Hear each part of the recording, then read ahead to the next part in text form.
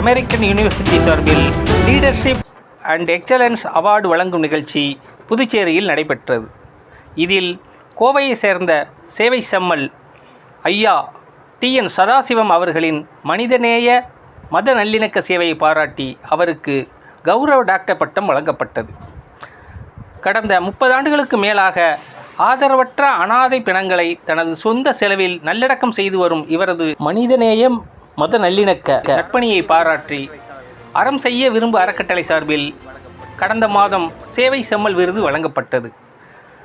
பிரபல நடிகர்கள் சதீஷ் மற்றும் மதுரை முத்து ஆகியோர் இந்த விருதினை வழங்கினார்கள். அதனைத் தொடர்ந்து தற்பொழுது யுனைடெட் அமெரிக்கன் யூனிவர்சிட்டி சார்பில் ஐயா TN சதாசிவம் அவர்களுக்கு கௌரவ டாக்டர் பட்டம் வழங்கி சிறப்பிக்கப்பட்டுள்ளது.